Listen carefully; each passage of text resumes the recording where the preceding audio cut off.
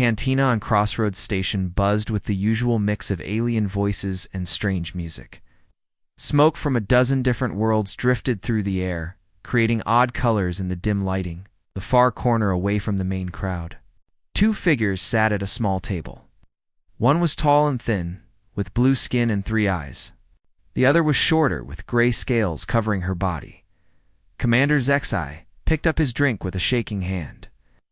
The liquid inside glowed green, but he barely touched it to his lips.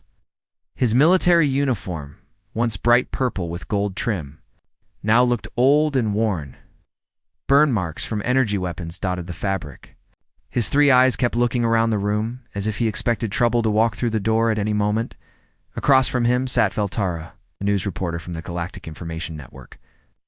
Her recording device sat between them on the table, its small red light showing it was working. She had been trying to get this interview for months. Few survivors from the Terran conflict would talk about what happened. Most refused to even mention the war. "You know why I wanted to meet here, Zex?" I said quietly.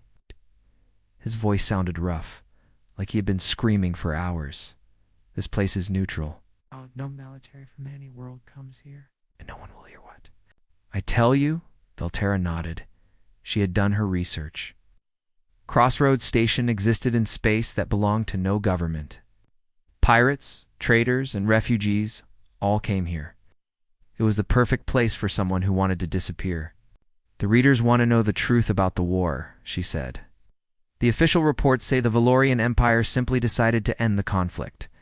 But witnesses claim something else happened. They say your people were afraid." Zexai's middle eye closed while the other two stared at her. When he spoke again, his voice was even quieter. "Afraid," he repeated. "Yes, we were afraid, but not of their ships or their weapons. We were afraid of them, the humans themselves." He took a small sip of his drink and made a face. Nothing tasted good anymore, not since the war ended 3 years ago. "You want to understand what happened out there?" he continued. "The news reports, the history books, they all say the same thing. The great Valorian Empire fought a small human colony and decided the cost was too high. They make it sound like a business decision." Veltara leaned forward. "But it wasn't." "No," Zexai said, shaking his head. "It was survival. Our survival. We stopped fighting because we realized that if we continued, there would be nothing left of us. The humans would have killed every last one of us, and they would have smiled while doing it." The reporter's eyes widened. The Valorian Empire controlled over 200 worlds. Their military was known throughout the galaxy as one of the strongest. The idea that a few human colonies had scared them seemed impossible. "Let me start at the beginning," Zexai said. "Before the war, we knew very little about humans. Our scouts had found their home world, Earth, about 50 years ago. We watched them for a while. They seemed like most young species. They fought among themselves. They had different governments that didn't work together well. Their technology was behind ours by maybe 200 years. He paused to look around the cantina again. A group of Kethmori traders were laughing loudly at the bar. Their forearms gestured wildly as they told stories. Once, Zexai would have found their joy annoying. Now it just reminded him of sounds he would never hear again. "The High Command decided humans were not a threat," he continued. "Just another primitive species that would either join the Empire peacefully or be conquered icily. We had done it hundreds of times before with other worlds." "What changed their minds?" Veltara asked. "The humans started expanding," Zexai said. "They built colonies on worlds we wanted, good worlds with resources we needed. The High Command tried to contact them, to offer them a choice. Empire willingly, or be forced to join. And the humans refused?" Zexai laughed. But it was not a happy sound. "Refused?" They did more than refuse. They told our ambassadors exactly what they could do with their offer. The translation couldn't capture all of it, but the meaning was clear enough. Veltara made notes on her datapad. "So the Empire decided to use force?" "The decision was made at the highest levels," Zexai said. "Emperor Velkoth himself signed the order. We would take the human worlds by force. It was supposed to be simple, a show of strength. Maybe destroy one colony to make the others surrender." The old soldier's hands trembled as he reached for his drink again. This time he took a larger sip, though it clearly didn't taste any better. "I was a young officer then," he said, full of pride in the Empire, ready to serve. Admiral Kethford chose me to be part of his planning staff for the operation. He called it the Human Pacification Campaign. "How many ships did you send for the first attack?" "Only 50 warships. The target was a farming colony called New Virginia. Maybe 20,000 humans lived there. We thought 50 ships would be more than enough to scare them into giving up." Veltara did quick math in her head. 50 Valorian warships could destroy most small fleets. Against one colony with no military base, it should have been overwhelming. "The plan was simple," Zexai continued. "We would arrive in their system, demand surrender, and when they gave up, we would land troops to take control. Then we would move to the next colony. We expected the whole campaign to take maybe 3 months. What went wrong?" Zexai's 3 eyes all focused on her. For a moment, she thought she saw something like terror in his expression. "Everything," he said. "Everything went wrong from the very first day. The cantina around them seemed to grow quieter, though the noise level hadn't actually changed. Other customers continued their conversations, but somehow the air felt heavier. We dropped out of hyperspace right on schedule," Zexai said. "Beautiful formation, 50 ships in perfect lines." Admiral Kethfer was proud. He ordered communications to contact the colony and demand their surrender. "And they refused?" "They didn't just refuse," Zexai said. "The human who answered our call was named Jake Martinez. He was their local defense coordinator. When our admiral explained that resistance was useless and they should surrender to save lives, this Martinez human started laughing. The old soldier shuddered at the memory, and he said something that still gives me nightmares. He said, 'You boys picked the wrong rock to land on. We've been waiting for someone like you to show up. Waiting.' They were waiting for us." Veltara looked confused. "Waiting? But how could they know you were coming?" "That's what we thought at first," Zexai said. "We learned later that humans always expect trouble. They prepare for wars that might never happen. They make plans for enemies they've never seen. This Martinez, he had been getting his people ready for an attack for years, so they had military defenses." "That's just it," Zexai said, his voice dropping to almost a whisper. "They had no military base, no warships, no orbital platforms. But somehow, they were ready to fight 50 of our best ships." The reporter waited for him to continue, but Zexai seemed lost in his memories. When he spoke again, his voice was distant. "The first sign something was wrong came when our scanners couldn't find their military installations. We knew they had to have some kind of defense, but we couldn't see anything. Then Martinez sent us another message. What did he say? Said, 'Come on down, boys. Dinner's ready.' Then he cut the connection." Zexai finished his drink and set the empty glass down carefully. "That's when we learned our first lesson about humans," he said. "They don't just fight wars, they enjoy them." Veltara watched as Zexai ordered another drink from the passing server. The alien's hands still shook, but his voice was getting stronger. It was as if talking about the war was both painful and necessary for him. "You said they enjoyed fighting?" She prompted gently. "What happened after Martinez sent that message?" Sai's middle eye closed while the other two stared at the table. Admiral Kethford decided to make an example of them. He ordered a demonstration of our power. One orbital bombardment on an empty area near their main city, just to show them what we could do. Did it work? "The energy beam hit exactly where we aimed it," Zexai said. "Perfect shot that created a crater half a mile wide." We waited for their surrender message. Instead, Martinez contacted us again. The old soldier's voice dropped to a whisper. He thanked us for the target practice, said his people needed to see what our weapons could do so they could plan better. Then he asked if we had anything stronger. Veltara's writing stylus stopped moving. He asked for a stronger attack. "That's when we should have left," Zexai said. "Any sane species would have been terrified by that bombardment." But Martinez sounded excited, like we had given him a gift. The cantina's background noise seemed to fade as Zexai continued his story. Other patrons went about their business, but the reporter felt like she and the veteran were alone in their own bubble of terrible memories. Admiral Kethfer was angry, Zexai said. He had expected quick surrender, not jokes and requests for bigger guns. He ordered the fleet to prepare for ground assault. We would land troops and take the colony by force. How many soldiers did you send down?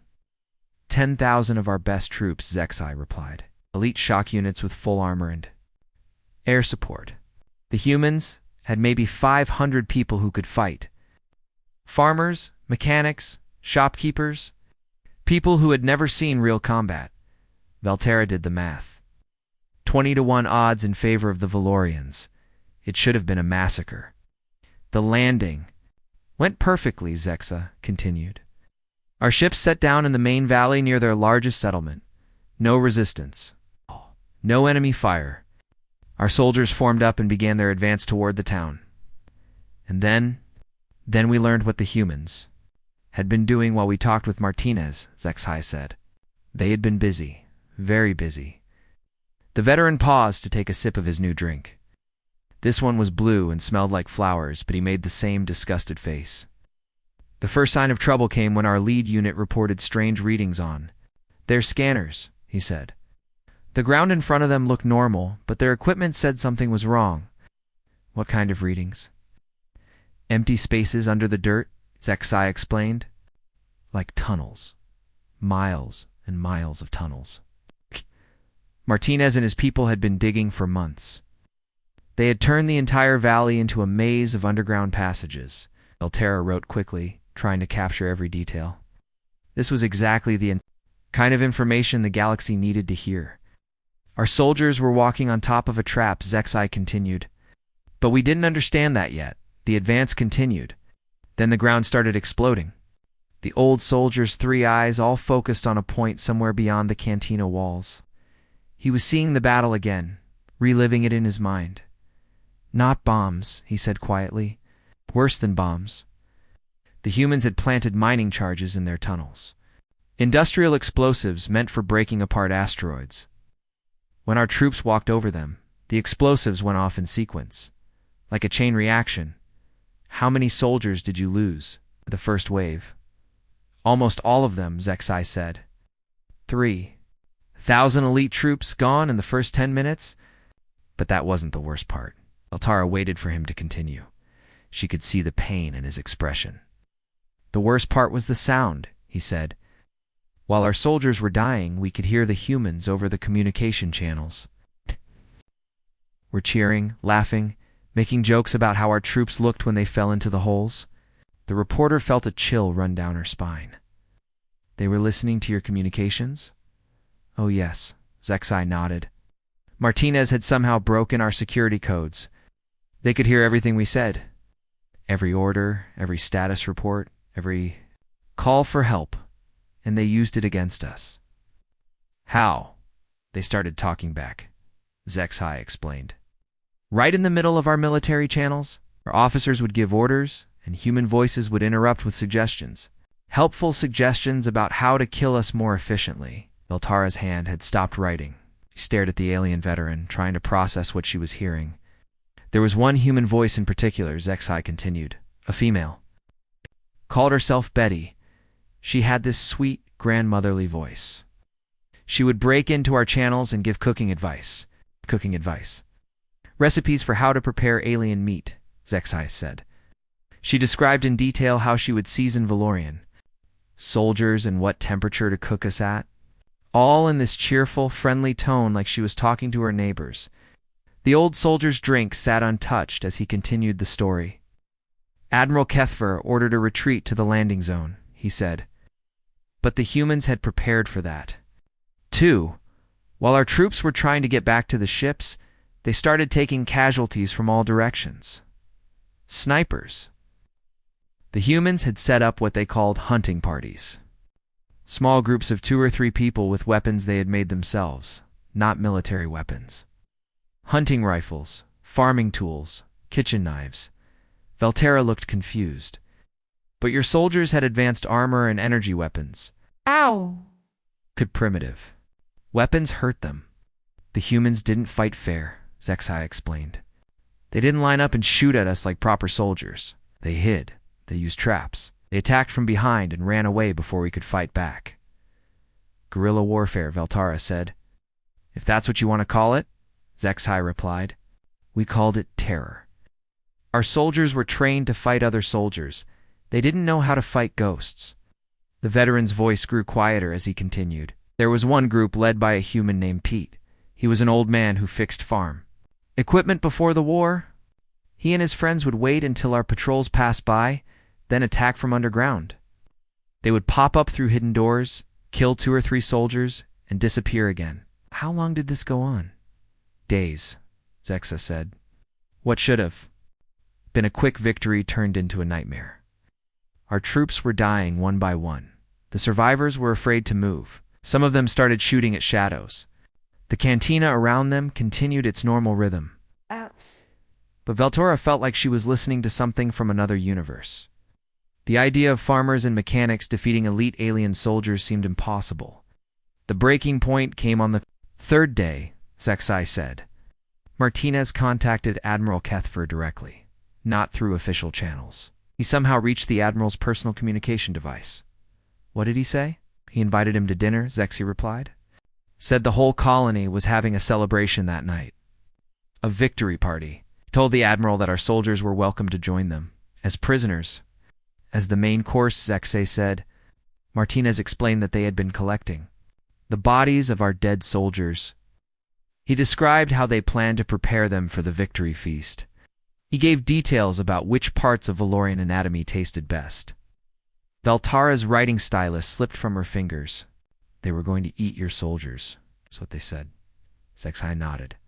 Whether it was true or not didn't matter. Idea was enough. Our troops had been fighting an enemy that wanted to kill them. Now they were fighting an enemy that wanted to eat them. The old soldier finished his drink in one gulp, grimacing at the taste. That night, Admiral Kethfer ordered a full retreat, he said. All remaining troops back to the ships. Emergency departure from the system. Human pacification campaign was over before it really began, and that was the end. Zexai's 3 eyes all looked at her with something like pity. It was just the beginning, he said. We had no idea what we had started. Zexai ordered a 3rd drink, this one clear like water, but with a strange smell that made Veltara's nose wrinkle. The cantina was getting busier as the station's night cycle approached. More aliens filled the tables, their conversations growing louder. But the corner where the 2 sat remained quiet, as if other patrons could sense the dark nature of their discussion. You said that was just the beginning, Veltara prompted. What happened after New Virginia? The old soldier's hands had stopped, shaking, but his voice remained hollow. The news of our defeat spread quickly, not through official channels, but through the networks that soldiers used to talk to each other. By the time Admiral Kethfer's fleet returned to base, everyone knew what had happened. How did the High Command react? At first, they didn't believe it, Zexai said. 50 warships defeated by farmers, elite troops killed by kitchen knives. The reports sounded like fiction. Emperor Velkoth himself demanded to see the evidence. Veltara leaned forward. What evidence? The recording, Zexai replied. Every soldier's armor has cameras. Every ship records all communications. The High Command watched hours of footage showing our troops being hunted through tunnels by humans with homemade weapons. The veteran paused to sip his drink. His 3 eyes seemed to be looking at something far away. The worst part was the audio, he continued. They listened to the humans talking to each other during the battles, not military communications. Casual conversation. It's like they were discussing the weather while they killed our soldiers. What did they say? I remember one recording, Zexai said. A human female was explaining to another human how to properly aim at Valorian neck joints. She spoke like a teacher showing a student how to do mathematics. Very calm, very helpful. Meanwhile, our soldiers were screaming for help in the background. Veltara wrote frantically, trying to capture the alien's exact words. This was the kind of detail that would make her story unforgettable. The High Command decided the defeat was a fluke, Zexai continued. One colony had been prepared for attack. The other human settlements would be different. They authorized a much larger operation. How much larger? 500 ships, Zexai said. 10 times the original force. They brought in allies, too. The Kethmori Confederacy provided 300 of their best warships. The Hexarch Collective sent 200 more. It was the largest military operation in Valorian history.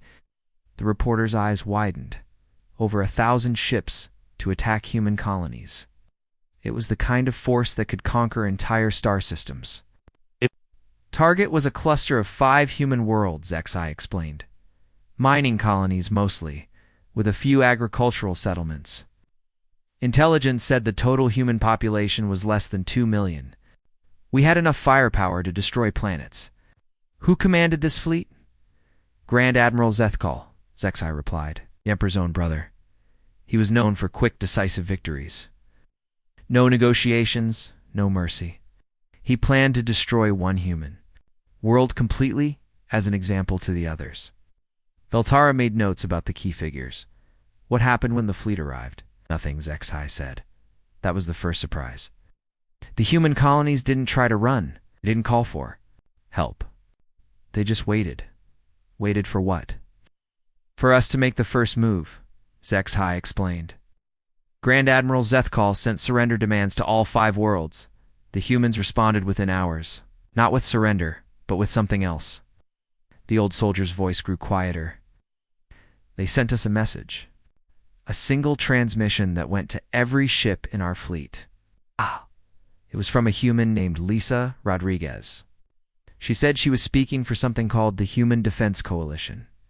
What kind of message? A warning, Zexai said. She told us that the humans had been watching our response to New Virginia. They had learned from Jake Martinez's experience. Now they were ready for a real fight. Veltara looked up from her notes. Ready how? Rodriguez explained that the human colonies were no longer separate settlements, Zexai said. They had unified.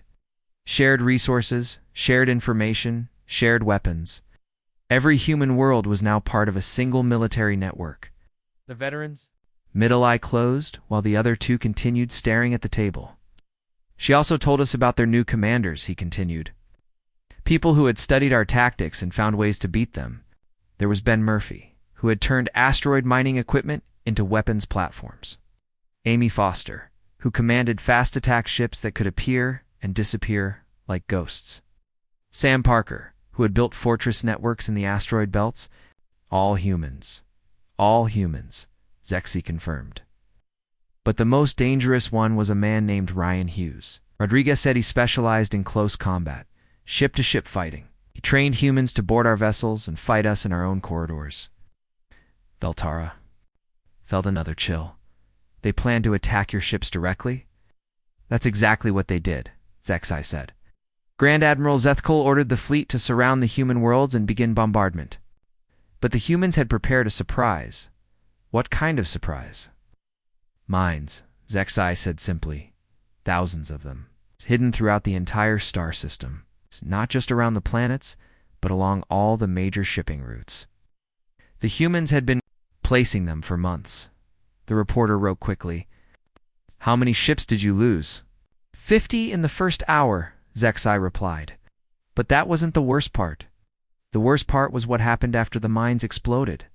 What happened? The humans came out of hiding, Zexai said. Small ships, maybe a dozen crew each. Moved through the confusion and started attacking our damaged vessels. Not trying to destroy them, trying to board them. The veteran's hands started shaking again. That's when we met Ryan Hughes and his people. They called themselves Marines. Warriors who specialized in fighting inside starships. How did they get aboard? They cut holes in our hulls, Zexai explained. Used tools designed for mining. To break through our armor. Then they came inside wearing strange suits that let them breathe in space. They carried weapons that shot metal pieces very fast. Veltara looked confused. Metal pieces? Bullets, Zexai said. Primitive projectile weapons. Our energy shields were designed to stop laser beams and plasma bolts. The bullets went right through them. The old soldier took another sip of his drink. Hughes and his Marines moved through our ships like they belonged there. They knew exactly where to go, what systems to target, how to disable our weapons without destroying the ship. How did they know so much about your ships? They'd been studying us, Zexai said. Every piece of wreckage from New Virginia. Every bit of equipment we left behind. The humans had taken it apart and learned how it worked. They knew our ships better than some of our own crew members. The cantina around them was now fully crowded. Aliens of a dozen different species sat at nearby tables, drinking and laughing. But Veltara only had attention for the broken veteran across from her. The boarding actions were unlike anything we had ever experienced, Zexai continued. Our soldiers were trained to fight in formations with support from their officers. But the humans split them up, forced them to fight alone in dark corridors. How many ships did they capture? In the first day, 20, Zexa said. Hughes wasn't trying to capture ships. He was trying to capture crew members, prisoners. Information, Zexai corrected. The humans had learned that live prisoners were more useful than dead enemies. They started taking our people alive and making them talk. Veltara's writing stylus paused. Making them talk? They were very good at it, Zexai said quietly. They didn't torture people. They didn't need to. They just talked to them, asked questions, made them feel safe. Before our soldiers knew what was happening, they were telling the humans everything. The veteran's three eyes all closed for a moment. I was captured on the second day, he said. My ship was boarded by a team led by a human female named Kate Wilson. She was small, maybe half my size. But she moved through our ship like she had built it herself. What happened when they captured you? Wilson sat me down in our own conference room, Zexai said. She offered me food and water, asked if I was hurt. She was very polite, very friendly. Then she started asking questions about our fleet formations, our communication codes, our supply routes. Did you tell her? I tried not to, Zexai replied, but she was patient. She kept talking, kept asking. After a few hours, I found myself answering her questions without meaning to. She made it seem like we were just having a conversation. The old soldier's voice was barely a whisper now. By the time they released me, Wilson knew everything about our military structure. She knew which ships were important, which officers made the decisions, which systems were vulnerable. They released you? They put me in a shuttle and sent me back to the fleet, Zexai said, with a message for Grand Admiral Zethkal. Wilson told me to tell him that the humans were just getting started, that this was their idea of a friendly greeting. Veltara looked up from her notes. What did the Grand Admiral do? He ordered a full retreat, Zexai said. Over 1,000 ships, and we ran from a few dozen human vessels. But by then, it was too late. The humans had everything they needed to find us wherever we went. The veteran finished his drink and set the glass down with a soft clink. That's when we realized the truth, he said. We weren't fighting a war anymore. We were being hunted. The cantina had grown quiet around them, despite being full of customers. Veltara noticed that other patrons seemed to be avoiding their corner of the room. Perhaps they could sense the dark energy coming from Zexai's story, or maybe word had spread about who he was and what he had experienced. You said you were being hunted? Veltara said softly. What did that mean exactly? Zexai stared at his empty glass for a long moment before answering. It meant that nowhere was safe anymore. The humans had learned everything about us from the prisoners they took. Our ship designs, our communication frequencies, our supply routes. They knew where we would go before we got there. How long did this hunting go on? Months, the veteran replied. What should have been a quick war turned into a nightmare that lasted almost a year. Every time we thought we had escaped, the humans would find us again. Veltara ordered drinks for both of them. She could see that Zexai needed the alcohol to continue his story, and she needed something to calm her own nerves. The worst part was not knowing where they were, Zexai continued. Human ships were small and fast. They could hide in asteroid fields or behind moons. Our sensors couldn't track them reliably. They would appear, attack, and vanish before we could respond. What kind of attacks? Hit and run, Zexai explained. They never tried to fight our entire fleet at once. Instead, they would pick off ships that were alone or separated from the group. Supply vessels, scout ships, damaged ships that couldn't keep up with the fleet. The old soldier's voice grew distant as he remembered. There was a human pilot named Nick Chen. He flew a ship called the Defiant. That ship became like a ghost story among our crews. Pilots would report seeing it, but when backup arrived, it would be gone. One ship caused that much trouble? Chen was different from the other humans, Zexai said. The others fought like soldiers. Chen fought like he was playing a game. He would do impossible things with his ship. Fly through asteroid fields that should have destroyed him. Attack from angles that made no sense. Veltara wrote quickly, trying to capture the fear in the veteran's voice. How many ships did he destroy? Dozens, Zexai replied. Wasn't what made him terrifying. It was how he destroyed them. Chen would disable our ships instead of destroying them, leave the crews alive but helpless. Then he would broadcast messages to the rest of our fleet. What kind of messages? Taunts, Zexai said. He would describe exactly how he had beaten each ship. Point out the mistakes our pilots had made. Offer suggestions for how they could do better next time. He spoke our language perfectly, with no accent at all. The veteran paused to sip his new drink. This one was red and smelled like metal, but he seemed to find it more tolerable than the others. Chen also had a habit of leaving gifts, Zexai continued. After he disabled a ship, he would somehow get aboard and leave things for the crew to find. Sometimes food from Earth, sometimes human music, sometimes photographs of human families. Photographs of human children playing, human couples getting married, human families having dinner together, Zexai explained, always with a note explaining who the people were and why they were important to someone. Veltara looked confused. Why would he do that? To remind us what we were fighting for, Zexai said. The humans weren't just defending territory or resources. They were defending their families, their way of life, their future. Chen wanted us to understand that every human we killed had people who loved them. The reporter felt a chill run down her spine. Psychological warfare. The most effective kind, Zexai agreed. After a few months of this, our pilots were afraid. To leave the main fleet? They would rather disobey orders than risk meeting Chen alone in space. What did your commanders do about it? Grand Admiral Zethkal decided to end the war quickly, Zexai said. Gathered every available ship from the Valorian Empire, the Kethmori Confederacy, and the Hexorch Collective. 2 million vessels in total. The largest military force. In galactic history, Altera's writing stylus stopped moving. 2 million ships. Every warship, every transport, every support vessel, Zexai confirmed. The Grand Admiral's plan was simple. He would gather at Kepler Station, a neutral trading post near human space. From there, we would launch a coordinated attack on every human world at the same time. What was special about Kepler Station?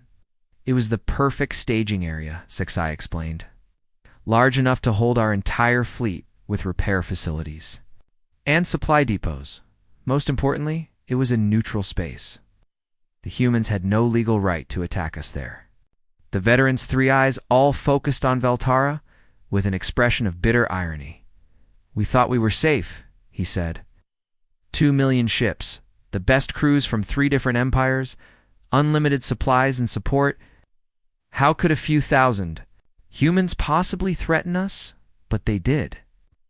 They did more than threaten us, Zexai said. They turned our greatest strength into our greatest weakness. The cantina around them seemed to hold its breath as the old soldier continued his story. Even the background music had stopped, leaving only the sound of his voice in the quiet room. The first sign of trouble came 3 days after we arrived at Kepler Station, Zexai said. Our communication systems started having problems. Messages were being delayed or scrambled. Orders from the command ships weren't reaching the outer fleets. Technical problems. Zexai replied. Our engineers worked around the clock trying to fix the issues, but the problems kept getting worse. Then we started receiving messages that nobody had sent. What kind of messages? Orders that contradicted other orders, Zexai explained. Emergency alerts about attacks that weren't happening. Status reports from ships that didn't exist. Our entire command structure was breaking down. Veltara leaned forward. The humans were interfering with your communications. They were doing more than interfering, Zexai said. They had somehow infiltrated our entire network. Every message we sent, they could read. Every order we gave, they could change.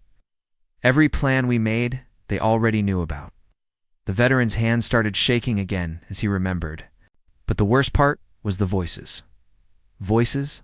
Human voices on our communication channels, Zexus said.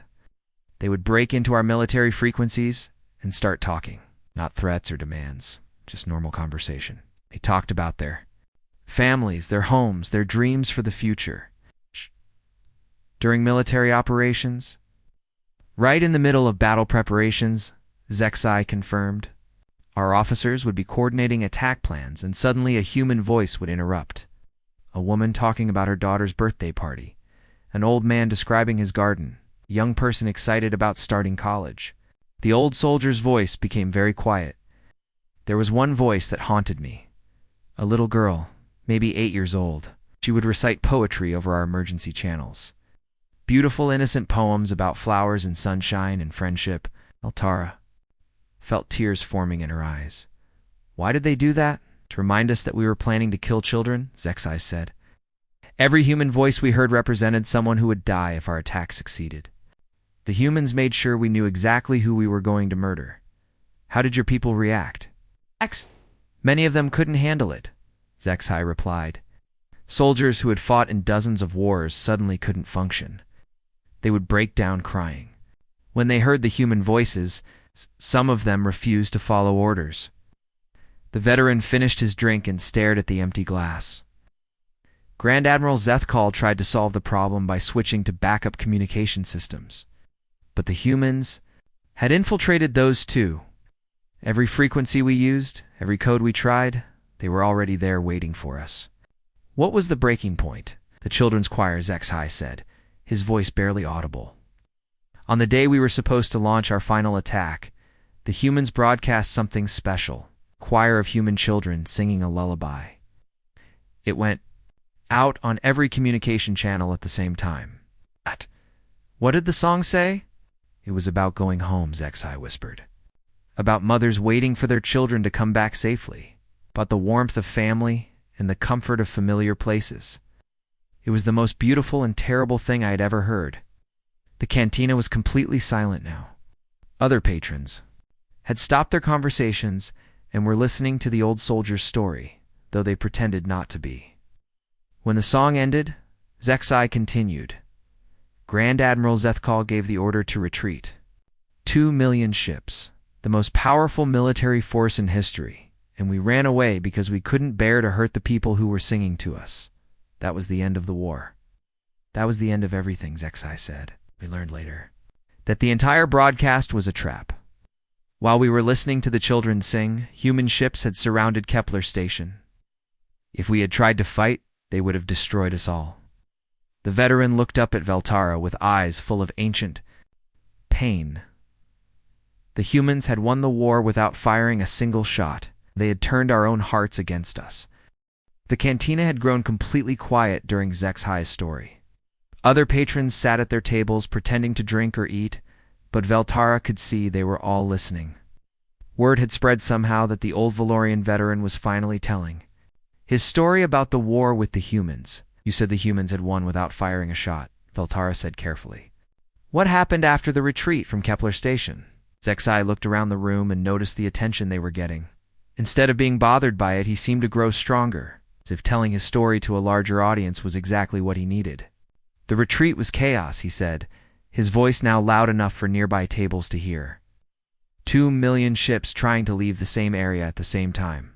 No coordination, no plan. Just panic and the desperate need to get away from those voices. Were there casualties during the retreat? Hundreds of ships were lost to collisions, Zexai replied. Crews were so scared and confused that they forgot basic safety procedures.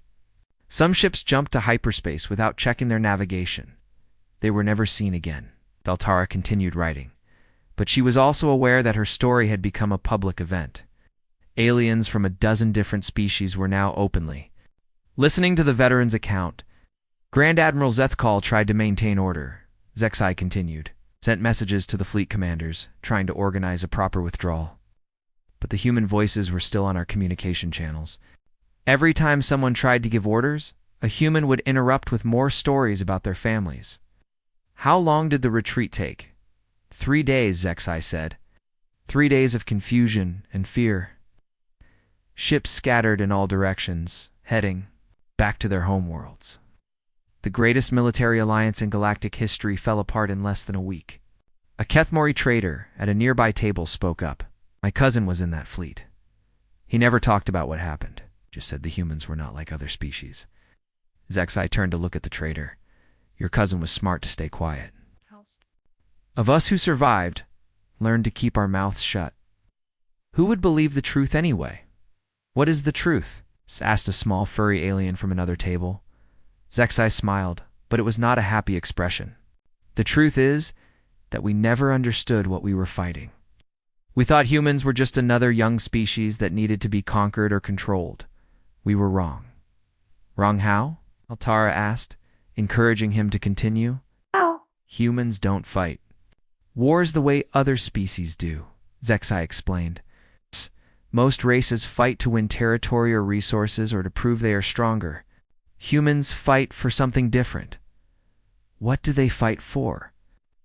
Each other, Zexai said simply. Every human in the war was fighting to protect other humans. Not just the ones they knew personally, but all humans everywhere, even humans they had never met and never would meet. An elderly Hexarch at the bar turned around to face them. That's impossible. No species cares that much about strangers. You're thinking like a normal species, Zexai replied. Humans aren't normal. When one human community was attacked, every other human community treated it as an attack on themselves. They didn't see separate colonies or different governments. They saw one big human family. Valterra looked up from her notes. Is that why? They were so effective. Partly, Zexa said. But there was more to it. Humans have this idea that they call never again. When something bad happens to them, they don't just try to survive it. They try to make sure it never happens to anyone else.